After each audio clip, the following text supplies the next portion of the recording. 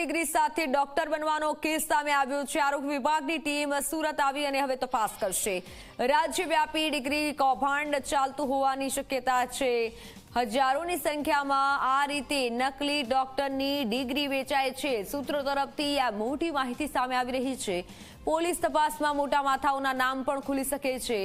ઝી 24 કલાકે નકલી તબીબોનો મુદ્દો ઉઠાવ્યો હતો। આરોગ્ય મંત્રીએ તપાસના આદેશ આપ્યા બાદ તંત્ર હવે એક્શનમાં આવ્યું છે। તપાસની કામગીરી હાથ ધરવામાં આવી છે। પોલીસ તપાસમાં મોટા માથાઓના નામ પણ ખુલી શકે છે। ફોનલાઈન પર સંવાદદાતા ચેતન જોડાઈ ચૂક્યા છે। ચેતન, હજુ પણ ઘણા એવા મોટા માથા છે જે છુપાઈને બેઠા છે, તે લોકોના નામ સામે આવી શકે છે। આ રેકેટ મોટું હોઈ શકે છે।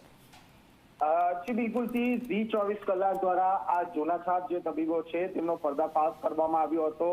ખાસ કરીને પાંડેસરા પોલીસે આ જોલાછાપ જે તબીબો છે તેમની સાથે કુલે 13 લોકોની ધરપકડ કરવામાં આવી છે। સમગ્ર જે કૌભાંડ છે તે કૌભાંડ આખા રાજ્યમાં ચલાવવામાં આવતા હતા। જે ફરજી જે સર્ટી છે તે સર્ટી જ્યારે આપવામાં આવતું હતું ત્યારે રૂપિયા 70,000 થી લઈને 80,000 વસૂલવામાં આવતા હતા। આ ઉપરાંત દર વર્ષે જ્યારે આ રિન્યુઅલ કરાવવાનો હોય છે ત્યારે ધાક ધમકી અને લોકોને સર્ટી સસ્પેન્ડ કરી દેવાની ધમકી આપીને તેમની પાસેથી અવારનવાર 15,000 રૂપિયા પણ ઉચેટી લેવામાં આવતા હતા। ક્યાંક ને ક્યાંક આરોગ્ય વિભાગ જે સુરતનું જે છે તેને આ સમગ્ર ઘટનામાં રસ લીધો ન હતો, જેને કારણે સુરત પોલીસ કમિશનર દ્વારા સમગ્ર જે મામલો છે તે મામલામાં ગંભીરતાથી લઈને આરોગ્ય વિભાગના જે મંત્રી છે ઋષિકેશ પટેલને જાણ કરી હતી। તમામ જે રિપોર્ટ છે તે તેમના સુધી પહોંચાડવામાં આવ્યો હતો।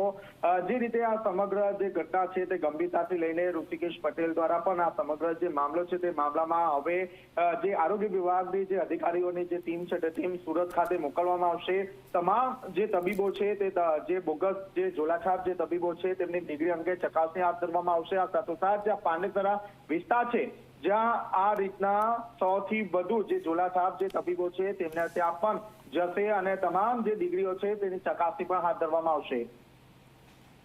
બિલકુલ ચેતન, આભાર માહિતી બદલ। જોલાછાપ ડોક્ટરોની તપાસ કરવામાં આવશે, જેમાં મોટા માથાના નામ પણ ખુલી શકે છે। ઝી 24 કલાકે નકલી તબીબોનો મુદ્દો ઉઠાવ્યો હતો।